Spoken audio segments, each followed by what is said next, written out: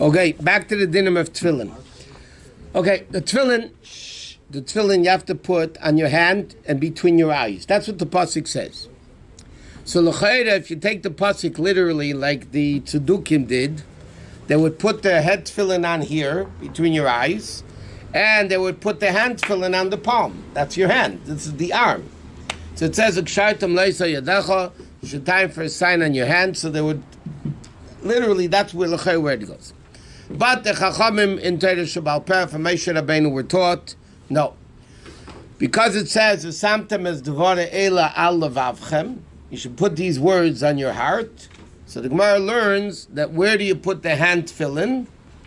On the hand, on the upper arm of the arm and the muscle, basically, facing the heart. Even if you're putting it on the right hand, it's still, the heart's in the middle, a little bit to the left. So basically, you're still facing the heart. So the tefillin cannot go outwards, because then it's not facing the heart. It has to go inside, facing the heart. The head tefillin the Chachamim learned doesn't mean bein einechem literally. It means on the place where the mind of a baby is, whatever the expression is in English, which means like this. But it does say bein einechem, but it says between your eyes. So how do you get between your eyes? So the halacha is they have to be on your head, right? But they have to be between your eyes. You can't wear the tefillin here or the head tefillin here on the side. They have to be in the middle. That's why it's very important.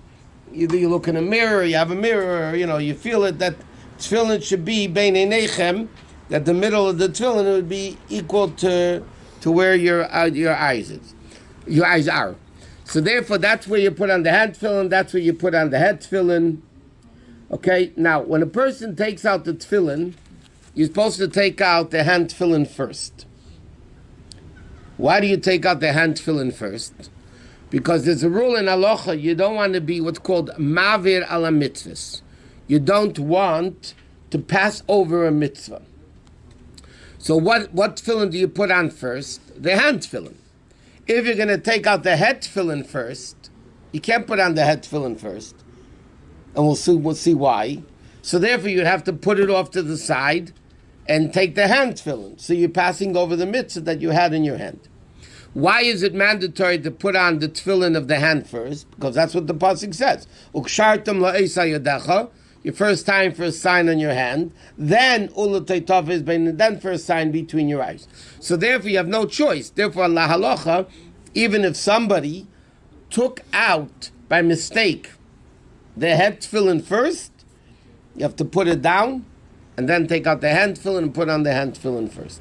What? Why 7 times around? Okay, we'll come to that in a second. You don't have space for them.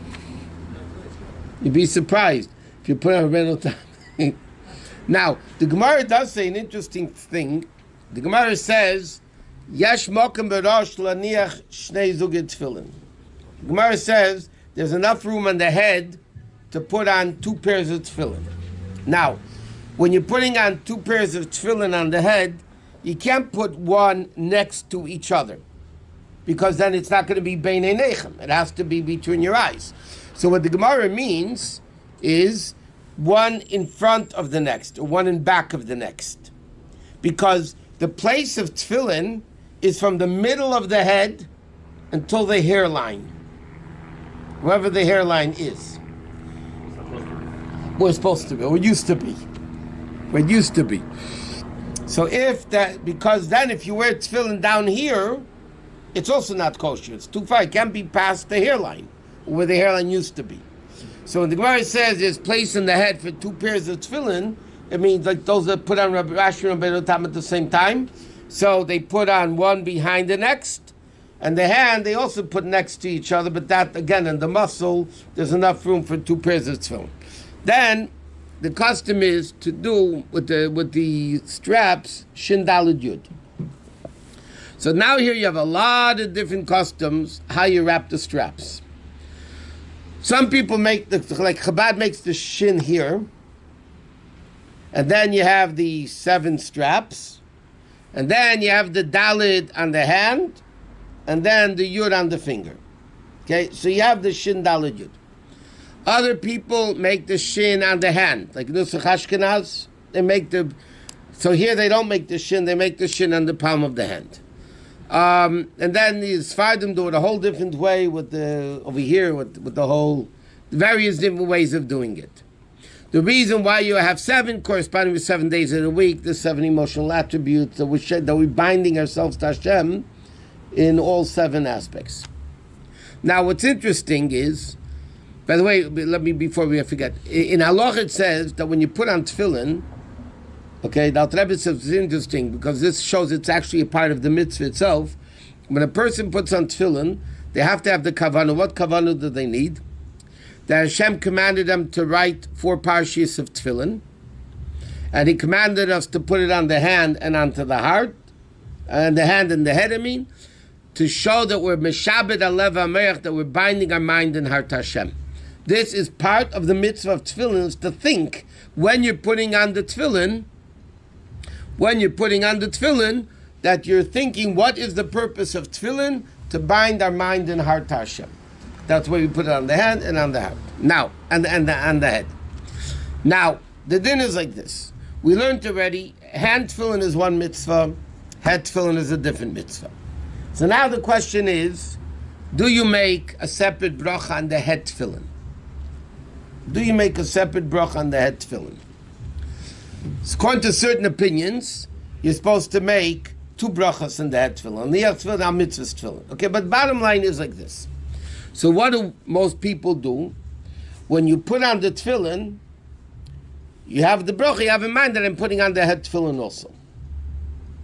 Now, because the bracha of lahaniach tefillin is also going on the head tefillin, you want to minimize the separation between the bracha and putting on the head tefillin. It's understood? You make a bracha, you want it to be as soon as possible. Therefore, when you're putting on the tefillin, if you notice, people put on tefillin, right? You make the bracha, and then you wrap it on the hand, and the fingers you do until later. You make the tefillin on the fingers later. Why? Because the tefillin on the fingers is not a major part of the mitzvah. It's not the major part of the mitzvah. So to minimize the break between the bracha and the head, we don't do the fingers. We right away put on the head, and then we do the fingers, because then you already put on the head. A lot of people, Nusach Ashkenaz, will make a separate bracha mitzvah tefillin on the head. But because there's an argument in halacha whether you should be making that bracha or not, so the custom in Nusach Ashkenaz is if you make a bracha al mitzvah tefillin on the head, you say Baruch Shem Kved Malchus Le'olam Va'ed in case it's a bracha in vain. Now, what happens if somebody talked between the hand tefillin and the head tefillin, things not pertaining to the tefillin? So then you have to make a bracha mitzvah tefillin and the head tefillin. I was answering amen. So it says in between the head and the hand tefillin, you're not supposed to answer amen.